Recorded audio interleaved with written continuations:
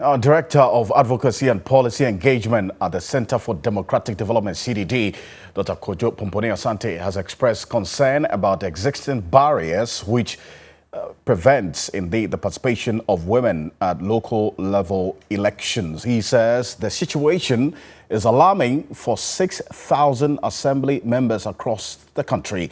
Only 216 represent women. Representation of women in formal decision-making positions is key in improving gender equality. The fewer women in a society participate in formal decision-making, the less likely decisions made would work to promote gender equality.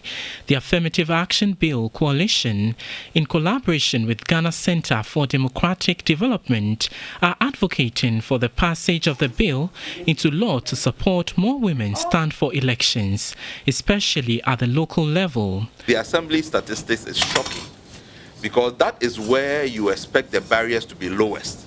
You don't need huge amounts of money to go and stand as an assemblyman, assemblywoman. So how does it come that you have 216 out of 6,000 when the assembly people go and meet to make a decision as to how to develop their communities? You have 2 women, 1 woman, and you have 41 men. How are you going to get development at that level? The convener of the coalition driving advocacy, Sheila Menka Premo, called for legislation to break barriers that hinder women from attaining leadership position. When you talk about gender, you're not only talking about women, it's about men and women. So for me, all I'll say is that we need to increase the education on the bill, the content. And you'll see that it's not threatening at all. For me, I think we should get to a point where we should be looking at competence and ability to deliver.